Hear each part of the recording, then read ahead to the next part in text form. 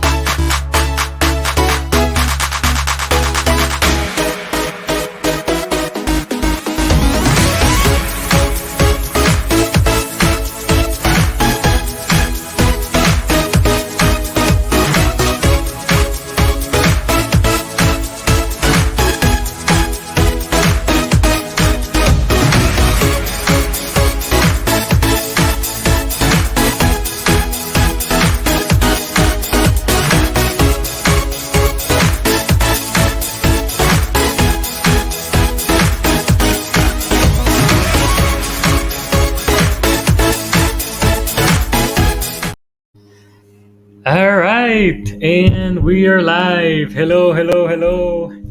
Hi, everyone.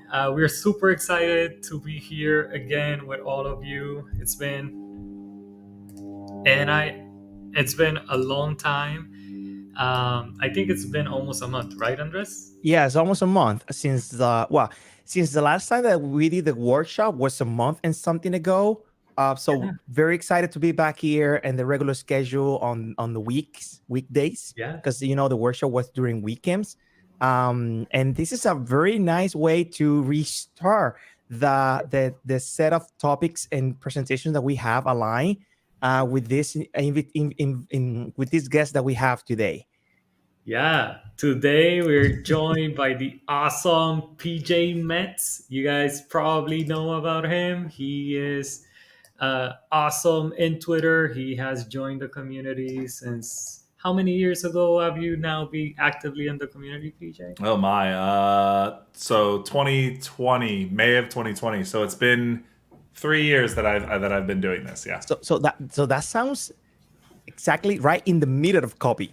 So, Oh, yeah.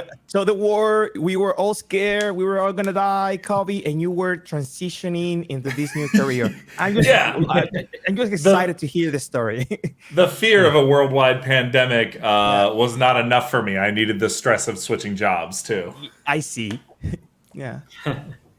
Nice. So yeah, it's awesome to have you here, PJ. We're gonna. I see people are trickling in into our channels. I'm gonna also post a few messages in our social media. But yeah, if you want, you can go ahead and share. And I see Noel is also there. Let him in so he can say hi. Hey, Noel. I know. Al. Hey, hello to everyone. Yeah, How you doing, Noel's. guys? We're doing great, and you? Doing real good. I'm just fine. Happy to be here with you guys. I'm so excited.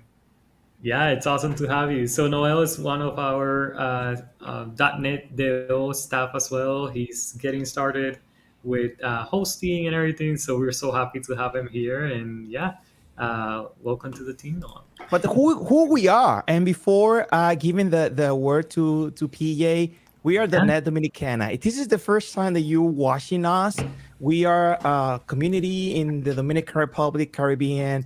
We host presentations at least once a month about Microsoft technologies. Anything that is Microsoft related, you hear. You will find the recordings on YouTube of the previous presentations. We also do workshop, so we are open for any topics. It can be backend, can be front end, can be anything. As long as it is Microsoft related, we're open to it. And if it is now Microsoft related, come and talk to us, and we can probably make it happen. The idea is that if you have any topic that you would like to submit, use Twitter, use Instagram, and let us know. And if you want to speak as well, why not? It'd be great to have you. Yeah. Yeah. And if you guys have any questions for PJ throughout his presentation, Yeah. always use the chat. We're going to be monitoring it. And yeah, we're so happy that PJ said yes and that he wanted to meet our community. He's awesome. So yeah, just like PJ did, if you have a topic, just hit us up in social media. If you like to speak about something, I can also told you kind of how I told PJ like, hey PJ, so I know you are an expert. Come over, and PJ was like, hey, yeah. I can try. Yeah. So yeah. Let me change the scene here, and let's see if we can see PJ's screen, and then we can. Let's see. This is my favorite part of like StreamYard, where it's like trying It's to figure so out which confusing. scene is the right one, dragging there and you dropping people around. Yeah. And if I it's do so that, confusing. the animation happens. Every good slide deck has at least one animation. Yeah. This So- one looks really nice. It's real fancy. Would you like me to just get started and go? Because I could just dive right in, no problem. Yeah, go for it. And Andres, I Nailed think it. you're muted. We see you talking, Andres. Oh no, Andres is like, I was muted. I put myself on mute. And I was talking.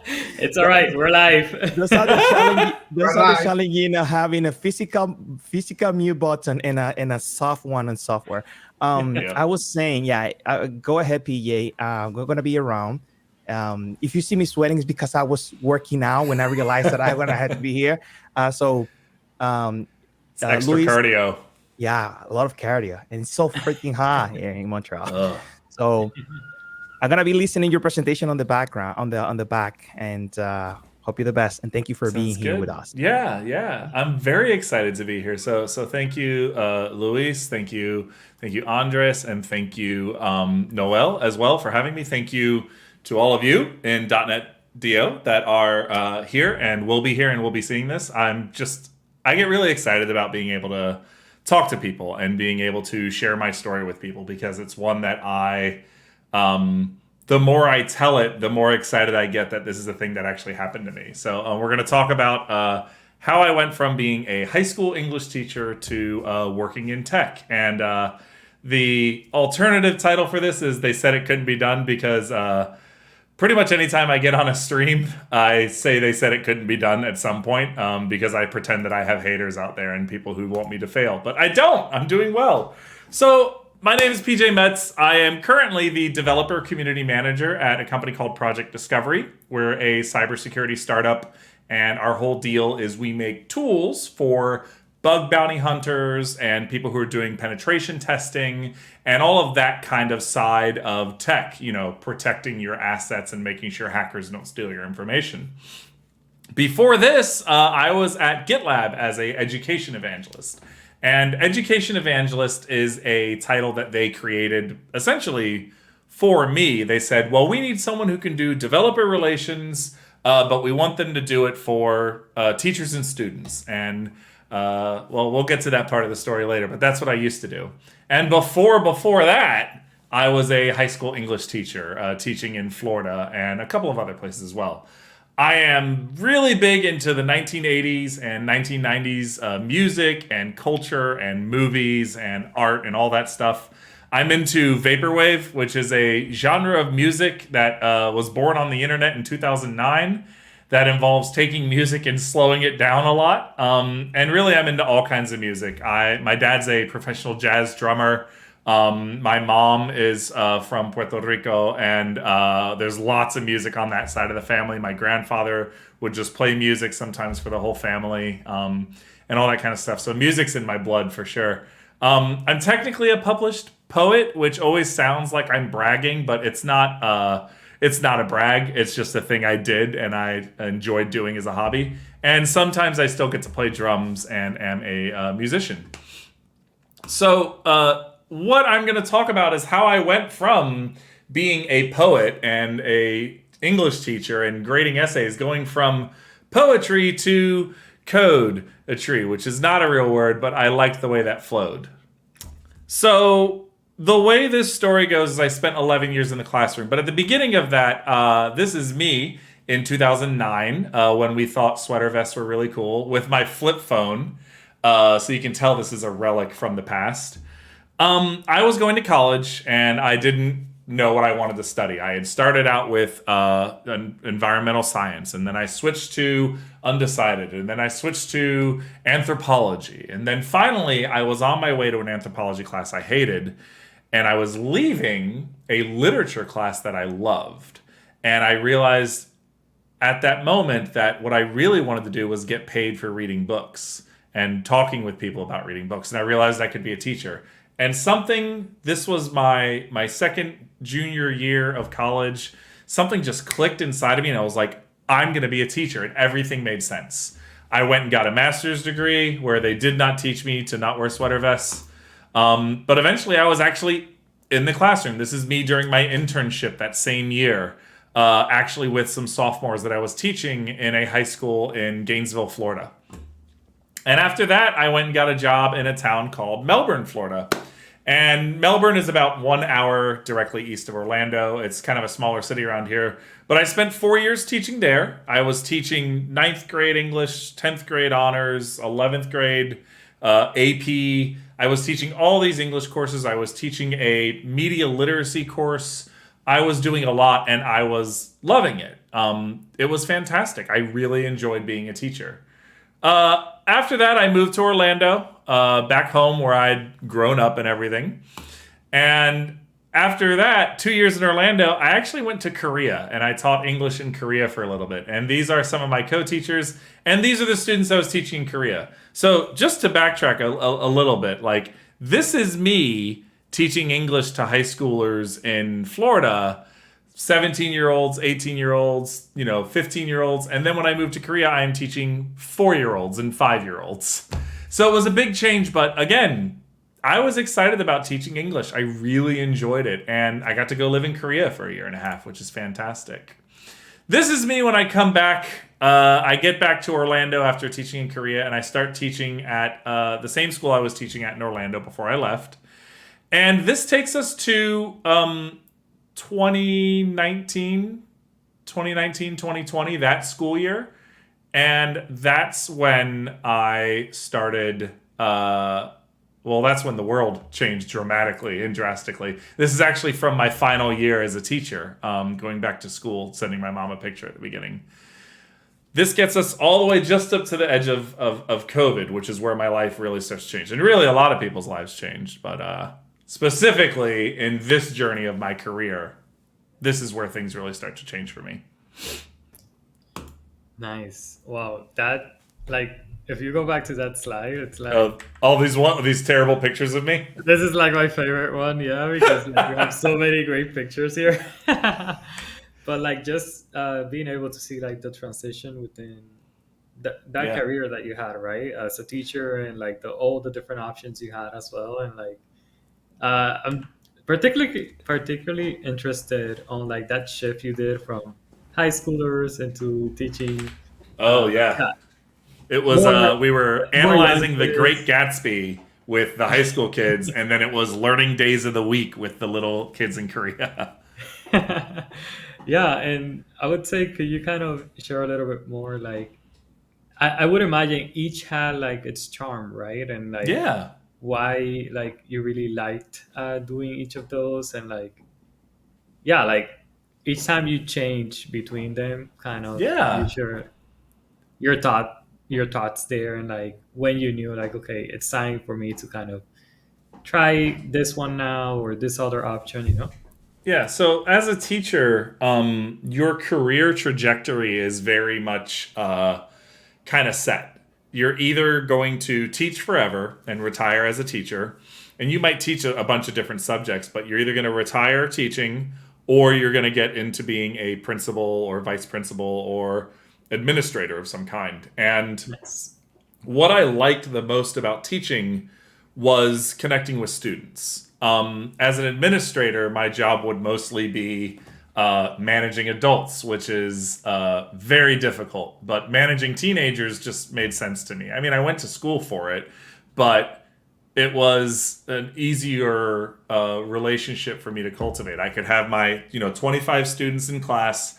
I could connect with them mostly because the subject I was teaching involved poetry, and it involved like literature, which is meant to be an expression of a person's emotions and self. And if we can connect to that and find the way to get the students to connect to that, then it can be a really cool class. I always had a hard time in math. Like, there were numbers and there was equations and there was all this stuff to do, but I never felt like emotionally connected to it. But when I was reading books, there was an emotional connection there. And so I feel like that made my class something a little more interesting. So that's what I loved about teaching, teaching high school especially.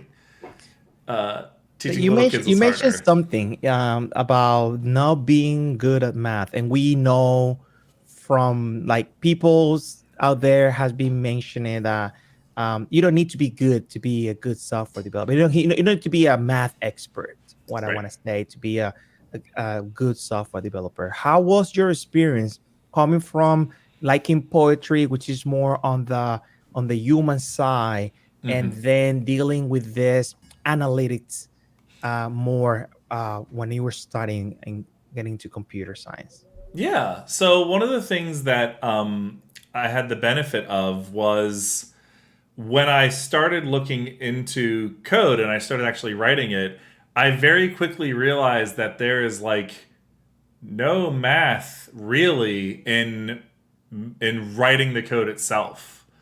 When you're optimizing it and when you're trying to figure out like how you can make it faster and you're worried about like big O and stuff like that, sure, you need to start considering some math. But to write code such that it does something doesn't involve numbers really. And I read a lot afterwards, like after I did my first Hello World, I started reading and I found that there's a lot of studies now that actually a linguistic oriented brain, one that understands language and the way language works, might have an easier time learning a programming language because it is, after all, a language. You're learning syntax and you're learning the way these words work together to make your computer do whatever it is that you need it to do. So I spent my whole life thinking that coding and the type of work that developers do were the kids who took calculus like when they were 15. And that's a lot of what kept me out of even wanting to try it until 2020 when I made the transition. Nice. I know you have some other slides where you're gonna go like in depth in how your shift was, and Yeah. I think like that question that Andres asked is like perfect because sometimes, as you said, it's those type of things we have in our head that kind of like hold us back Yeah. from like going into a new topic, especially like with programming. That it seems like so mythical to other people that didn't start with CS, right? So yeah, we'll let you get back to your slides, but we have a Yeah. few more questions for you. Absolutely. Listen, I love questions. So, like I said, we get to the pandemic, and I'm still teaching. It happened for us in Florida. We got to March 12th, and that was the last day before spring break for the school I taught at. And on that day, a lot of stuff got canceled. And that was like the same week that I think the big moment for me that sticks in my mind is when the NBA canceled its season. And I remember thinking, oh, this is going to be a big deal. But in my pandemic, what I did a lot of was obviously working out in my backyard. You can see all these pavers stacked up over here. My wife and I going to Universal Studios because I live in Orlando and they had a special pass and, wearing masks all over outside, just cloth masks because we thought that was going to help. But what I did a lot of was actually had online happy hours with some friends. So earlier I said that after college, I moved to Melbourne, Florida. And in Melbourne is where I met a bunch of people I'm still friends with. And after the pandemic, we started hanging out on Zoom. And we would just, what else would we do? We would just hang out and chat with each other and, have a few beers and see what's going on. And during one of these happy hours, this friend right here, who worked at Red Hat at the time, was telling us about how he was being underpaid. And when we asked how much he was being underpaid by, he found out a colleague of his at the same level was making $50,000 more a year than him. And he was furious. And I was like, man, that's crazy. And immediately after I went, that's what I make in a year. And he's being underpaid by that much. And I kind of realized, oh my God, I don't make a lot of money compared to my friends. I always knew as a teacher, I'm in Florida. It's the 48th state in the nation for pay for teachers. It's not great, but I always knew that. I didn't realize how big the gap was between me and my friends. And that's when this guy, Brandon Minnick, told me, PJ, there's a job that I do that's called developer relations, and I feel like you might be pretty good at it. And he said, if you wanted to hang out, maybe talk about what my job is like, and maybe see if this is something you're interested in, I'd be happy to do it. And it was, I'd just been remote teaching for 8 weeks. I was exhausted. I didn't have a summer job lined up like I usually did as a teacher. And instead, I told Brandon, I was like, yeah, let's hang out and we'll see if I can learn to code.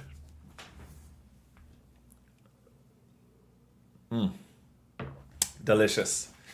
So we do it. Like I said, I had been a teacher for 11 years at that point. I had been a teacher for longer than I had been a student in my life. And I write my first Hello World in C# on May 16th, 2020. And I remember that date actually really important because I got a text from Brandon that said, do you want to do this summer? And I said, let's do it. And he immediately sent me a Scott Hanselman C# video. And I immediately watched it. And I immediately they had a little sandbox on it was on learn.tv. And I got in and I did a Hello World and it printed and I went, this is magic. This is the cool, I made that happen. I didn't know that I could do that. And that was the very, very first time as an adult that I wrote any kind of code ever was my Hello World in C# on May 16th, 2020. Nice. Yeah, that's such an awesome story, I would say. Just of how you dip your toes into it and Brandon being there to support you. I think from our community, most of them also know Brandon. He did a whole series with me here, but yeah, all around just getting started with something simple like that. I think it's the the best you can do, right? And Handsome Man is like awesome with his It was perfect. short videos and everything, right? He's absolutely amazing. Yeah, we do have a question from the chat, Yeah. and I'll let Noel read it to you. It's from Lex Botello. Yes, we have a question from Les that say, beside the money, which is the great motivator, of course, what as aspect of working in tech do you find most rewarding or fulfilling, particular in comparison to your experience in teaching? What do you think about? Yeah, so one of the things about teaching that was so great was it was automatically rewarding because it was about interpersonal relationships. Like I helped a student understand something, and that immediately it made me feel really good. I liked helping students learn, and seeing them understand something new for the first time felt really good. In tech, and as I moved into tech, the rewarding or fulfilling work is less frequent, but by nature of the two jobs that I've had, which was I was working at GitLab as a education evangelist, I still worked with students and teachers. So I was still getting some of it from that. But now in my current job as a community manager for a cybersecurity company, I'm still helping people. There are people with questions, and there are people who don't know where to get started. And part of my job is helping them find that path towards getting started with our tools, or understanding how our tools work better, or finding resources for them. So it feels like almost like I'm cheating in a way that I was able to move into this career, and all of the time that I spent learning how to help students understand something, or to make something complicated and difficult easier to understand. That's exactly what I'm doing now. And if I stay in DevRel and developer relations, which is kind of my plan, I'll continue to be just teaching people constantly. So that reward of seeing someone go, oh, that's neat, or oh, I like that tool, I should check into that, and then they go and do something, that still gives me that same sort of reward and fulfillment that I had as a teacher. It's not the same. Like as a teacher, I'm like, this little human is going to go on and do amazing things, and they're going to college and their life has changed because I helped them read a book or whatever. Here it's more like, oh, I helped someone with a bug bounty. Like, all right, cool. Like it feels good. But there's a similarity in the reward in both jobs so far, both careers. Yeah, I think that's a great point you make as well. Like something that I would say it's not mentioned up front in the job description of like a software engineer, is that the more you grow in your career, the more you have to eventually kind of lean more into that role of being a mentor and teaching the team and making sure like they can get you can like unblock them and everything. So Yeah. I think you're spot on. Like eventually we have to have that passion as well to teach, to eventually become like a team lead or like do any type of like management in our roles.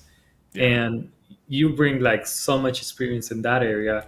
And what was missing was more about like, oh, how to use this tech or this other tech. So yeah, I think it's a great insight you're giving there.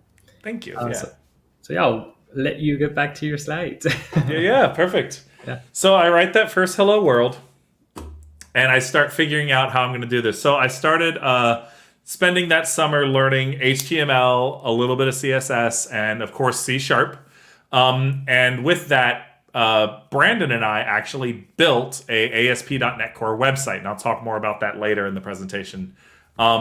But it was me doing here. This is just Codecademy Pro. I bought a subscription to Codecademy online, and you can see I'm actually learning ASP.NET here. It's talking about Razor pages and stuff like that. But I just would do that 5 hours a day because it was the pandemic. There was, it was this first summer. No one was leaving their house.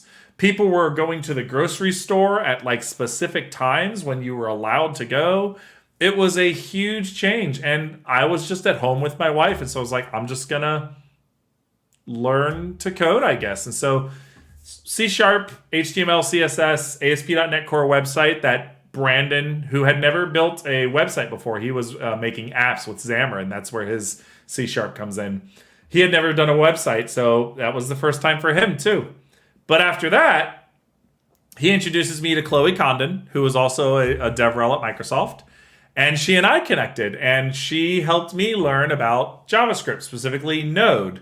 And with that, we started making Twitter bots together. And I started hanging out with them in StreamYard on a show that they had for Microsoft TV.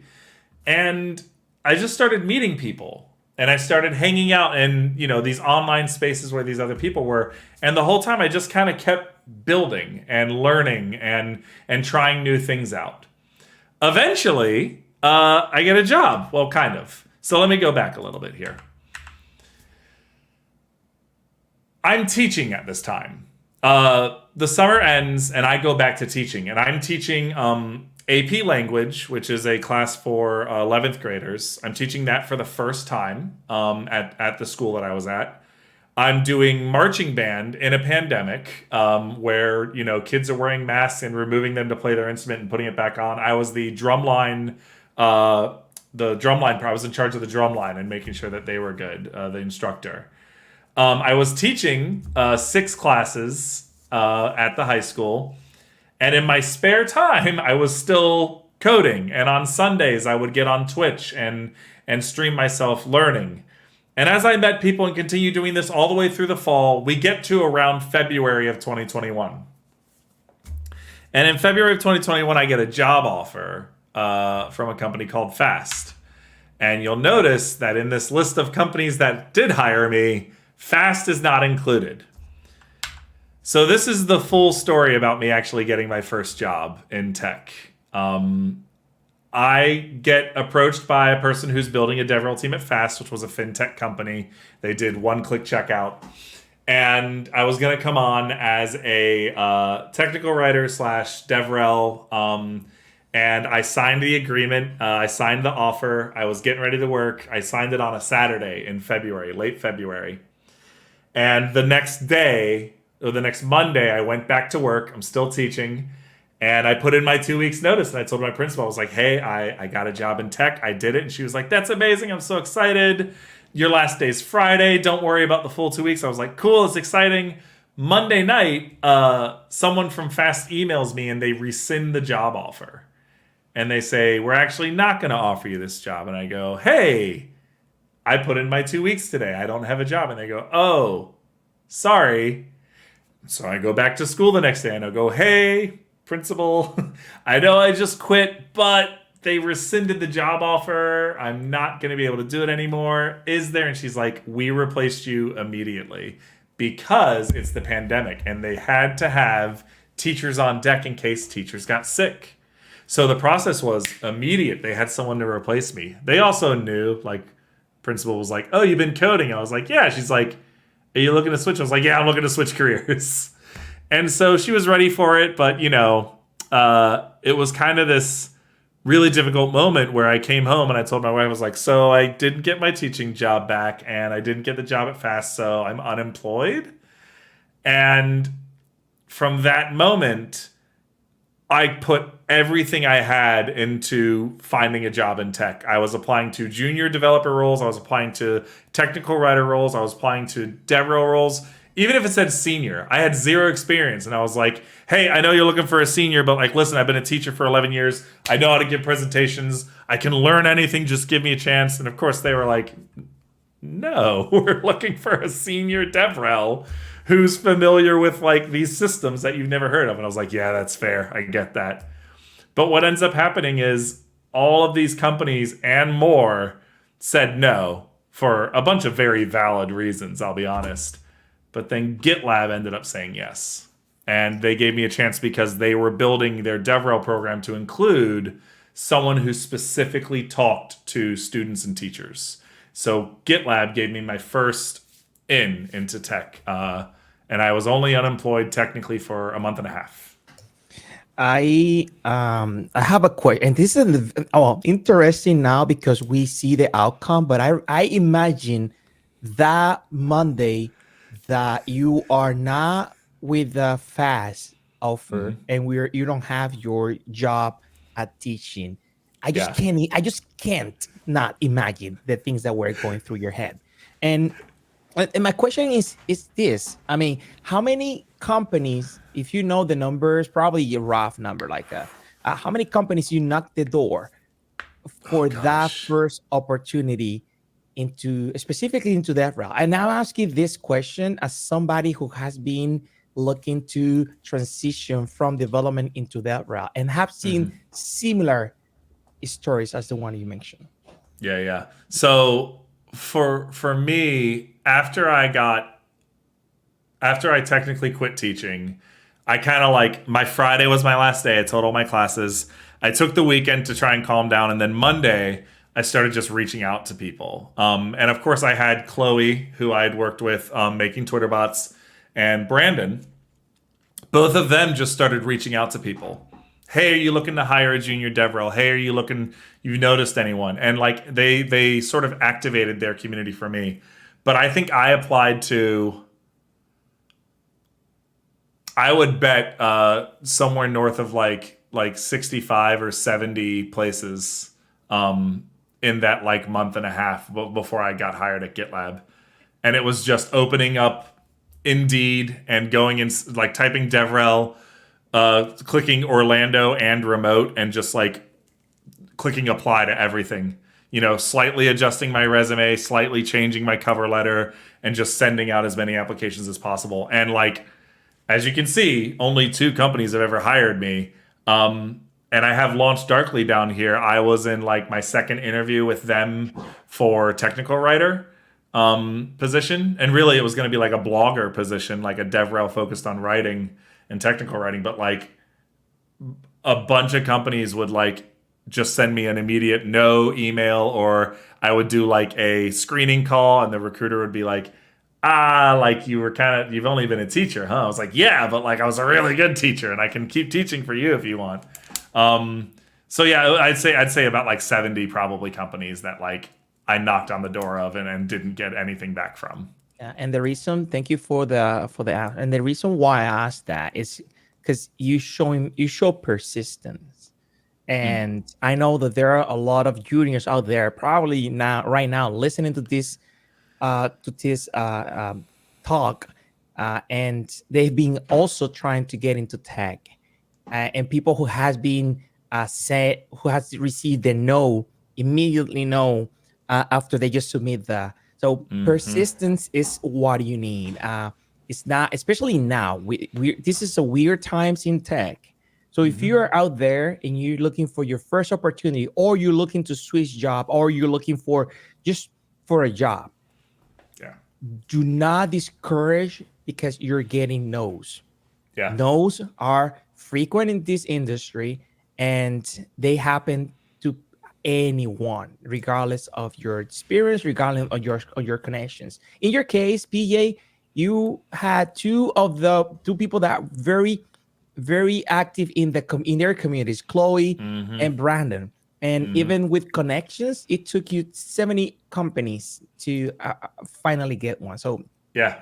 that's the message I wanted to Yeah, talk. no, it's that persistence is very important, and even there's a question on the YouTube now about how I overcame the feeling of the first time that I was rejected from my first interview, and I remember it. I got my first interview after losing my jobs, and I was talking with them, and I could tell that they were not very interested in me, but they were being nice. And I sort of caught like a vibe from the interview that it wasn't going to be something that they were super interested in. And then a few days later, I got an email that was like, "Thank you for your time, but we're going to go with someone else." And I remember thinking that this was going to happen a lot more. Like this was going to keep happening, and I was going to I knew I was going to feel bad, and I knew it was going to hurt, and I knew I was going to have a hard time, but I had no choice. If I wanted to get a job, I had to go and keep going, because if I stopped, I definitely wasn't going to get a job in tech. And at this point, you could have said, no, okay, tech is not for me. I'm Yep. going back to the classrooms, either going to different schools, but Yep. you pursue your dreams and you continue until you Yeah. finally got it. So I did. I attribute it less to my persistence and much more to doing my best to meet people and to be active in the communities that I was in.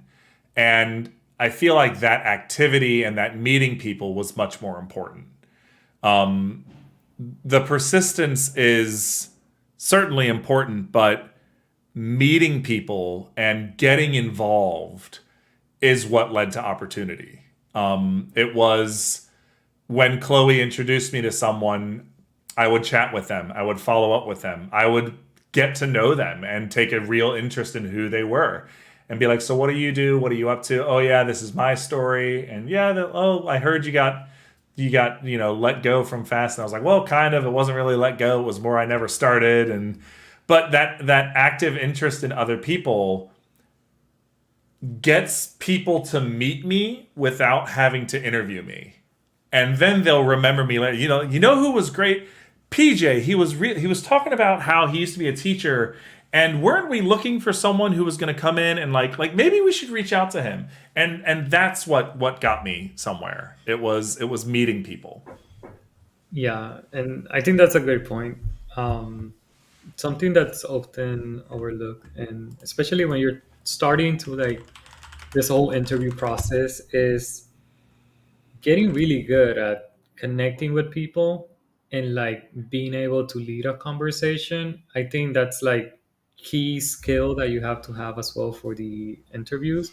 And like you gave the number, it was like north of 60 or 70 companies. Yeah.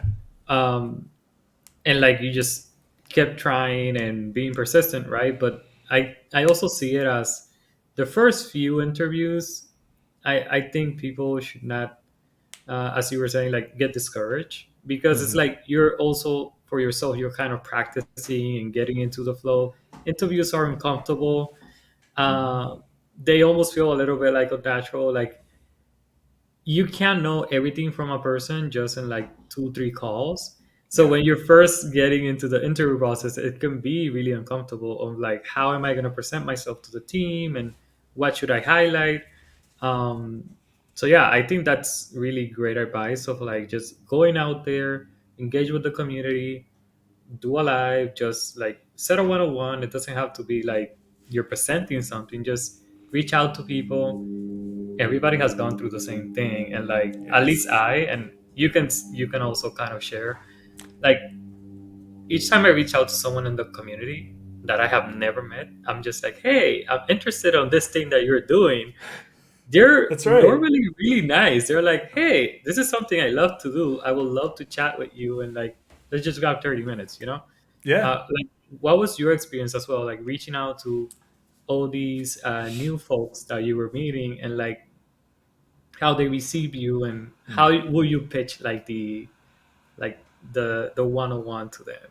Yeah, it really was like finding a thing that they were doing and asking about it. It's like, oh, I noticed you're working on this open source project, and I don't quite know what that is. Can you tell me about it? And like, oh, like you worked at this company before. Like, what was that like? Because like I'm trying to find a company right now, and it really becomes about like there's a word that I constantly use to talk about what I think is the most beneficial way to interact with people, and that word is earnest.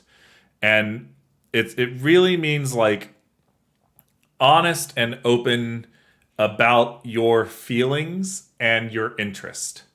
And if you talk to someone and you're like, I really want to know what it is that you're doing, and you mean it, that person gets excited to talk about what they're doing. And when that person's excited about talking about what they're doing and you're excited about listening, that person remembers you positively. And this is just me. This is just the way I try and be with everyone. Whether or not they're going to hire me for a job, I want people to know that I'm interested in what they have to say, and I'm interested in what they're interested in. Because you can only talk to people so much about boring things. there's conversations you can have with like one person or 1,000 people. Like, oh, how's the weather? Oh, this is what I watched on Netflix. Oh, like, you know, what's your favorite restaurant in the area? Oh, we went and got this recently and it was delicious. Like, you can have that conversation with anyone. But if you ask someone what really excites you about what you're doing and they get to talk to you about it, it makes a connection, and it's exciting for that person to talk about a thing they're passionate about. So I feel like that's the way I go about in relationships in general. And I know that that's beneficial for me when I'm looking for jobs, because I do want to know what people are interested in. And then they remember me as a person who was earnest and interested. And if that's the type of person they want to work with, then they're going to reach out to me. There's two ways to get hired. Be really, really, really good at what you do technically, such that they can't ignore you and know that you are the best at what it is that you do. Or meet people and be a good person and be a person who is fun to work with and good to work with, who does their job and cares about other people. And people want to work with that kind of person, and they will overlook that you're not as technically savvy as maybe another person, because you're a better person to work with. A better teammate, a person who's a better teammate is a better hire than a person who's a rock star and does everything on their own. Yep, that's really well said. So I know we're almost at time, so I'll let you get back into the slides, and then we can get some few minutes at the end for some questions from the chat. Yeah. So this is kind of like the section that's about like how I did it. Like, what did I do? So when I was learning, because like I said, I did my first Hello World May 16th, 2020. I got my job at GitLab. My first day was May 3rd, 2021. So less than a year. But, you know, that's not typical. But what did I do is I learned publicly. I got on Twitch and I would stream myself on Twitch learning C# and making mistakes and not knowing what a method was and having to relearn what a method was. But I was on Twitch. I was writing articles on dev.to about the little things that I learned about how to make a Twitter bot. I found out how to do it and I just wrote an article. Were there tons of other articles that already existed on how to write a Twitter bot? Yup. Did I do it anyway? Yeah. Because I got to do it my way, and I got to make the article the way I wanted to read an article. And that started to resonate with people. But I did it all very publicly. And this was advice that Brandon gave me. He was like, start a Twitch channel and stream yourself learning. I did it in a community. I was meeting people on Twitter. I was applying to talks. I gave a talk while I was still a teacher at a Microsoft conference called Start Dev Learn that was geared towards people who were switching careers or who were looking to learn to code. I gave presentations. I got on podcasts. Like literally anyone who was like, hey, PJ, do you want to be on our podcast? I was like, yes. PJ, do you want to be on a live stream? Absolutely. Let's do it. Let's hang out and let's talk about whatever. And I did it repeatedly by reinforcing my learning. I mentioned earlier streaming myself not understanding methods in C#. I vividly remember a stream. It was 30 minutes long. 10 minutes in, I got stuck. I didn't know what to do. You can watch me on the stream. The video's long gone, I think, but I remember when it was still up, you could watch me going like, I don't get it. I don't understand. And then I got mad and I was like, all right, the stream's done. And I just kind of stopped the stream. But when I didn't get it, I went back and I relearned it until I got it. The second time I learned methods, I crushed it. I was like, oh, this makes sense now. I get it. I was making a website. I was making Twitter bots. I was making Codecademy projects. I was just building stuff, putting it on GitHub. If you look on my GitHub to this day, there's stuff like C# monster practice, where it was like learning about like functions and stuff, and you build a monster in like ASC2 art. And it's still on my GitHub. It's a little project. It's not great. It probably even doesn't run. But I was doing it and I was just putting it out there, being as public as possible. And these are like the Twitter bots I built. We built Shania Bot and a bunch of stuff that was using the Twitter API back when it was still free. And then this is the website I built, Your New Favorite Poem. And it was just something that Brandon was like, we got to build something, and he helped me figure out the CSS. He helped me figure out this cool little like floating button design that's called Neumorphism. He helped me make a random button. All this stuff he was helping me learn. And like I said, Codecademy. There it is, Random Monster Codecademy. That's my GitHub right there. You can see the code that I did on Codecademy. And these are my current certificates that I have. And I'm always adding more. Learning publicly with the community and repeatedly, like kind of going back and repeating stuff when I can is what really helped me get to where I am today. And even today, this article from Poetry to Pwnebox, PJ Learns to Hack, is a blog post I just did for my current company that went live on Monday, all about how I'm actively learning cybersecurity stuff and how I'm learning about like this world that I didn't know anything about previously. And I'll throw that link into the actually I'll just share my presentation with y'all so you can have the whole presentation. But I'll share this link to the blog with y'all so you can see how I'm currently at my new job learning to hack. Oh, and there's the whole blog actually. Oh, perfect. That worked out. I forgot that was a link. Ta-da! And that is the slides. Like it really was like it's been this journey of figuring out what I want to do, and it took a lot of time, but I got to do it kind of like with this earnestness and excitement that I feel like I bring this stuff, and it feels really good to like have this opportunity to still be in tech right now. I kind of didn't know what was going to happen sometimes. Like I was technically laid off from GitLab in February, but I got picked up by Project Discovery shortly after. So that came from community as well. That came from meeting someone who then led to another opportunity. So yeah, that's me. That's my story. Okay. Yeah. PJ, Yeah. I have a question. And just about why do you choose .NET? Why? What encouraged you to choose .NET? So I picked C# because that's what Brandon knew. He said, I'm a Xamarin developer. I make apps with Xamarin. So if you're going to pick a language, you should do C#. And I was like, all right, sure. And so I started C#. And then he goes, now you got to build something. Do you want to build an app or do you want to build a website? And I thought a website sounded easier. So I did that. And he said, okay, so let's figure out how to do it. And he went, ASP.NET Core. I think we can make a website this way. And it was Brandon guiding me. But I will say, like, I love that I started with C#. Like, it makes me really excited because people will be like, oh, you started on hard mode. I'm like, no, C# is fantastic. You're just mad because it's strongly typed. Like, don't be mad because it's a little, like, more precise. It's okay. I have a question. I'm sorry. Go ahead, Noé. I'm sorry. No, I'm going next. Go ahead. So my question is around that same topic. You mentioned Brandon. We have heard Brandon a couple of times, and Brandon, we can say he was kind of your mentor. Yes, absolutely, he was. Can we say that having a mentor early in your career helped you a lot? Yeah. Was there any benefit by having a mentor? Yeah, it was. He knew the answers. And if he didn't know the answer, he knew where to look for the answers. And he did it in a way that encouraged me to go and find it on my own in a way.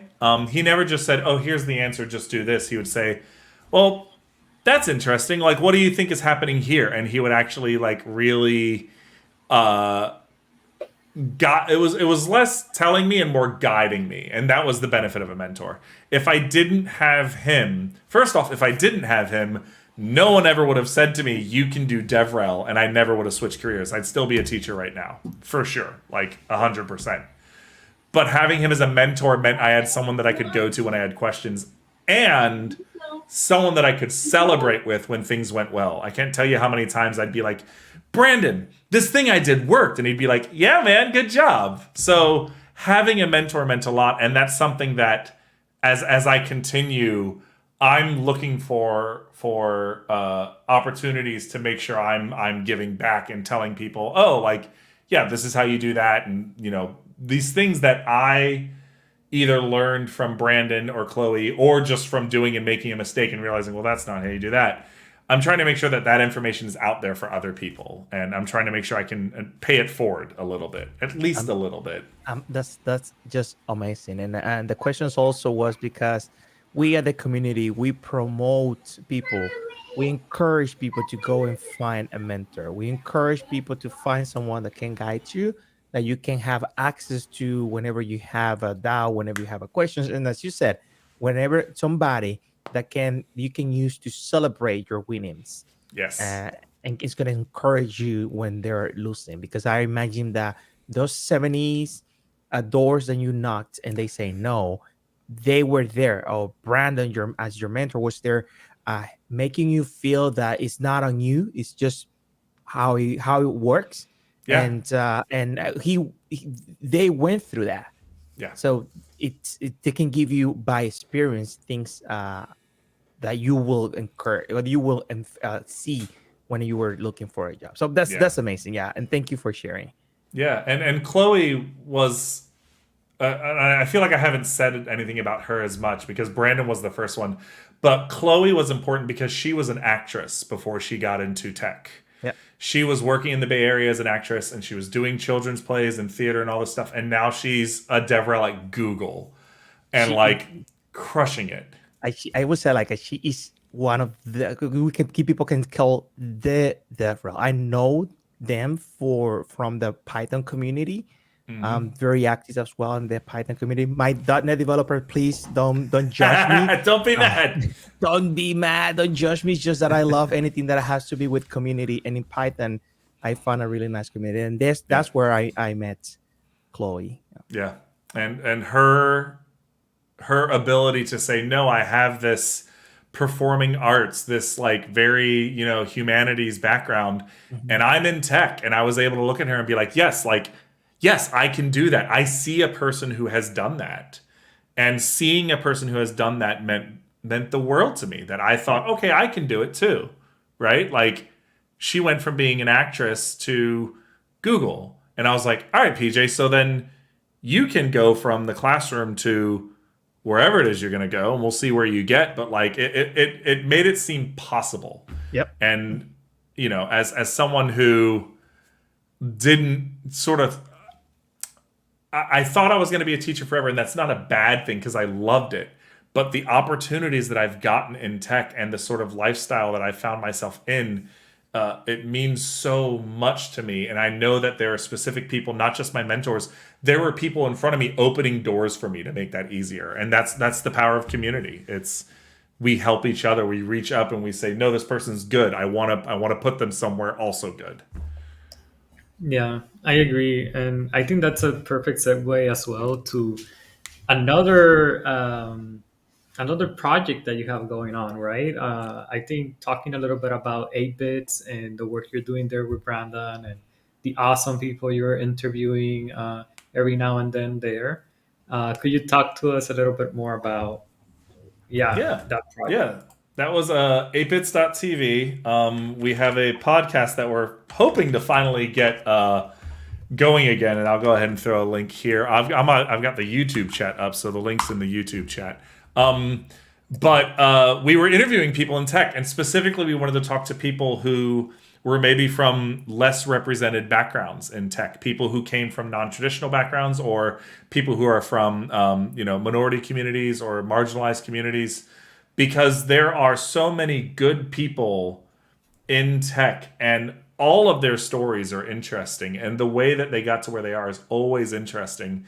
We made sure to have these interviews, and we haven't done it in a while because I was switching careers, and it got I was traveling a lot, and we couldn't. And then Brandon went from Microsoft. He's at AWS now, and there's trying to make sure everything's working there. We've both said to each other, we want to get back into it, but it's just been hard lately. We haven't had any new episodes in a while. It's been a year. Oh my. All right. This is it, Brandon. We're going to have to do it now.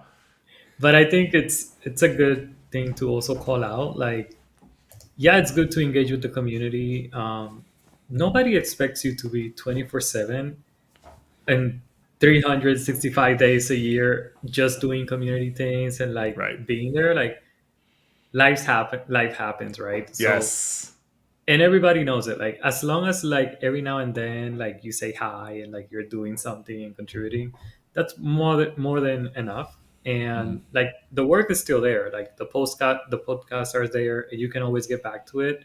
I think it also shows also that like having a balance in your life is super important in this and these tech roles, because it can get really hectic from Yes. time to time, and you also don't want to reach a point where you burn out, and like you want to be able to keep doing what you love, but do it in a way that you enjoy it, right, while you're doing it. So that's Yeah. something as well, like us, Andres, myself included, Charlene and Randy and everybody that's hosting here for the community.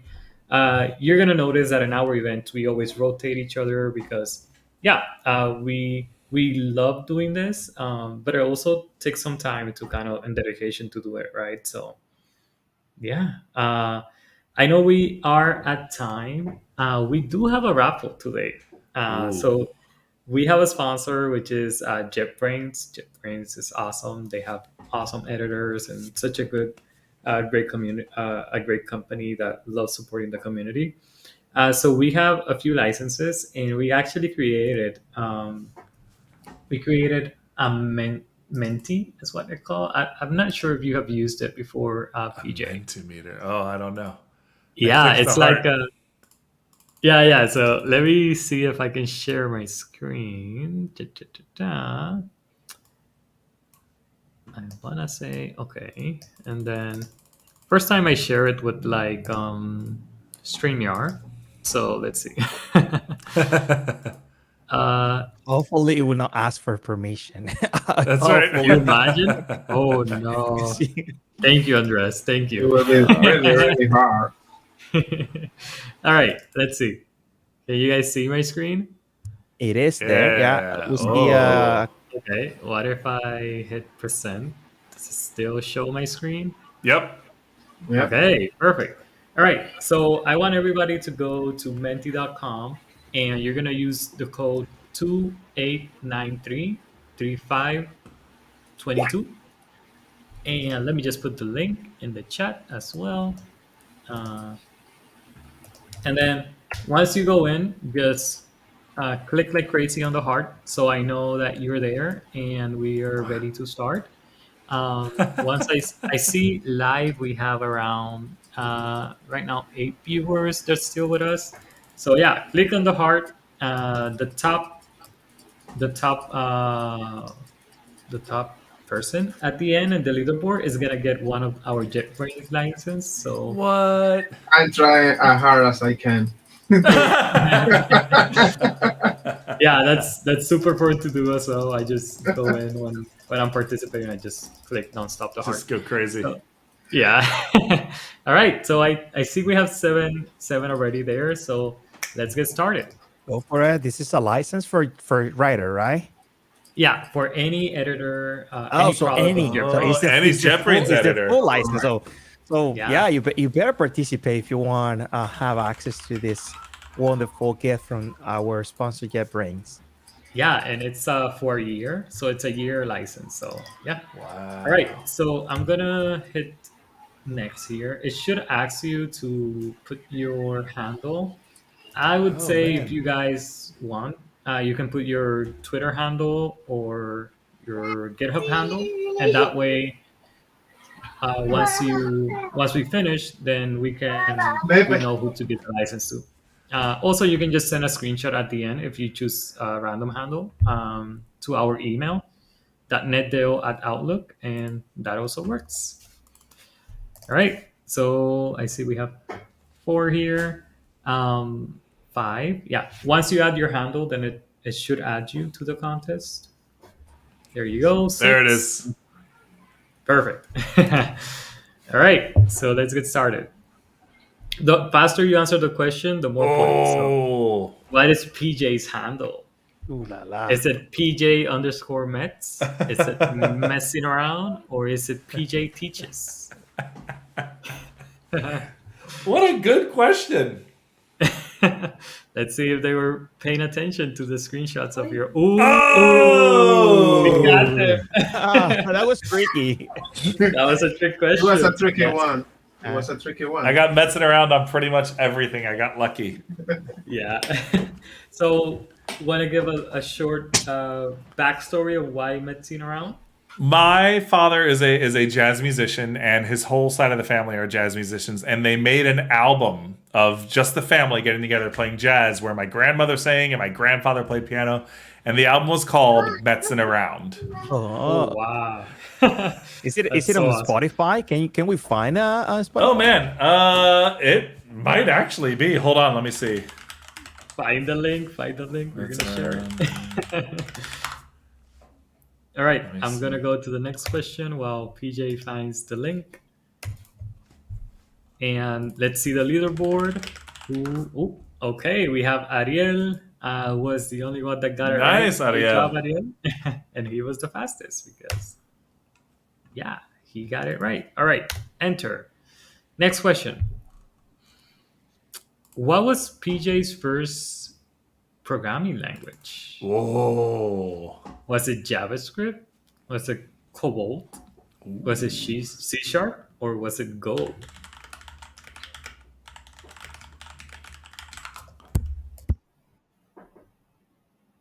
All right, let's see. Nice. Okay. You guys were paying attention. Yes, it was C Sharp and JavaScript. He also did a little bit, right, PJ? But it was more. But your main one was C Sharp. My main one was C# when I started. And again, don't hate me, but Python has become much more of what I do nowadays. Don't hate us. It's okay. Don't hate the We can player. hold it against you, okay? It's like he's banned from that net community. That's right, he's Talking never about allowed another back. language. Funny thing is that the creator of Python works at Microsoft. Nice. And here we can see the leaderboard. Everybody here was really quick. So now we have Noel as first, we have Frank in second place, and Rampi in third, and Ariel still really close there. All right, let's go to the third question. What was PJ's role before DevRel? Ooh. Was he an actor? I think I saw him in a movie. I had- a few months ago. That was Or Brad was he a Pitt. civil engineer? Brad Pitt. Or was he a teacher? Let's see. Yeah. There you go. Oh, okay. Oh, a Also, lot of I people did- put civil engineer. He I did a little surprised bit of me. acting, but it was not professional. I did not get Yeah. paid for it. Nice. When was that when you were in college or? It was High no, I was school? it was as an adult. Like I was living in Orlando, Nice. and there was a local group that puts on shows, and I was like, I'll do that, and I just acted with them for funsies. Nice. All right. Last question of the day. What are PJ? Yes. Is he from Dominican Republic? Is he from Spain? Is he from Puerto Rico? Or is ¿De he dónde eres, PJ? Yeah. From the Caribbean.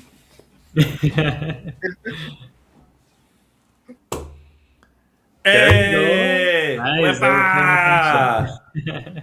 So, Papa. Soy boricua. All right, and we can see here the final leaderboard. It looks like Noel's first place, No. Frank is second, and then we have the boat goat in third place, and Good old vote Ramsey goat. and Ariel. All right, great job, everyone. Thank you so much for joining today. Let me just stop sharing my screen here so we can say our goodbyes. First of all, thank you so much again, PJ, for joining. We loved your story and having you here for a whole hour sharing with the community how you got started and all the resources. If you can also send over that slide deck, we can share it in the meetup with the community. But yeah, if you have any other topic you ever want to like present to the community, we love to learn about new things. So it doesn't have to be like only about C sharp. It could be about anything you're doing at your current role. Um, and yeah, if you want to do a workshop or you want to do a talk, we're open to any type of activity. So Ooh, yeah, that might be cool to come do some cybersecurity stuff once I know it. Yeah. yeah. Maybe you can show us about that hackabox thing that you were doing. Like I personally Absolutely. have never done it, so just seeing how to get started with it, that could be cool. I would love to come and talk about like what it looks like, and it's a lot, man. It's so difficult. Nice. But after you did the initial learning, how it is Yeah, now? it's. I mean, like at first, and I still get frustrated because it's still so brand new. It's like, oh, like you have to intercept the packets between layer 4 and 5 of the OSI layers, and I'm like, I don't know what any of this means.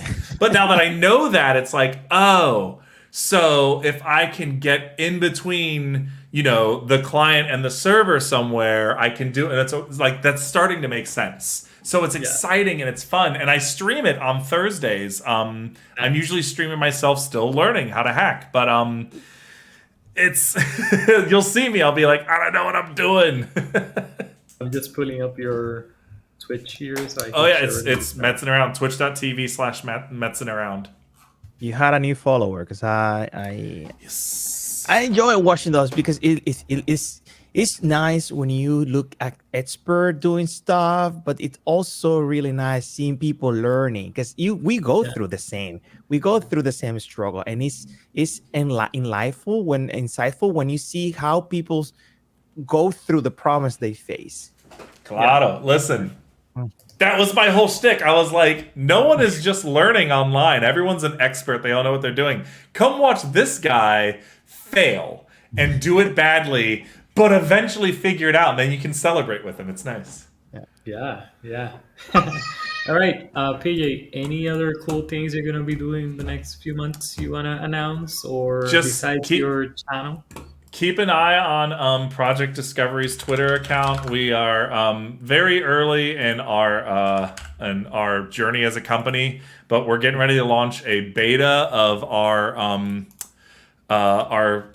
big thing is going to be called Nuclei Cloud, and it's a single place where you can do a lot of vulnerability discovery and remediation. So keep an eye on our Twitter account. We have a Discord if you're interested. And that's going to be, Nux.gg Discord. If that's spelled right. Yeah. Those links that I just put in the private chat, if you want to add those. I'm That's where you can find out more about what we're doing. And we're on a mission to democratize cybersecurity. Security is for everybody at an organization now. You can't not be participating. And so we're trying to get as many people in on security as possible.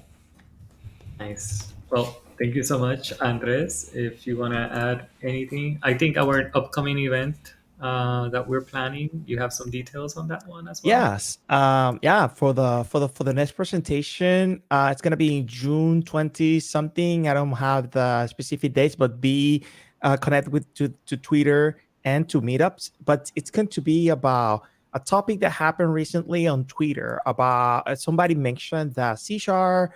There were some certain problems because C sharp is like it was saying that it was closed source. That was the thing that ignite that presentation. It was closed source. It could only work on Microsoft technology. So we're gonna demystify basically all the some nonsense that are around C sharp. We're gonna be showing how you can work on with C sharp on Linux, and you can deploy C sharp in other cloud hostage that are not Azure. We're gonna be using GCP for that. We're gonna be consuming AWS Lambdas so that you can see it can Nice. interact. We're gonna be using Docker and Kubernetes, and all this is to show the C# and .NET, the .NET ecosystem is very friendly to work with other technologies. Nice. Yeah, that's gonna be super exciting. So yeah, I know we're at time. Thank you so much. Thank you, Noel. Thank you, PJ. Thank you, Andres, for joining, and all our amazing community members. If you have a topic, remember you can reach out to us on Twitter, Instagram, Meetup, YouTube, whatever you want. We're always available. Also in our email. For the winners, we actually have 2 licenses. I was mistaken. It was not one. So we have two. The first two are gonna get licenses. Reach out to us in any of our social media with a screenshot, and yeah, we'll see you next month. Yeah. Thank PJ, it you. was nice seeing Bye. you. Great presentation. Bye. Gracias. See you. Adios.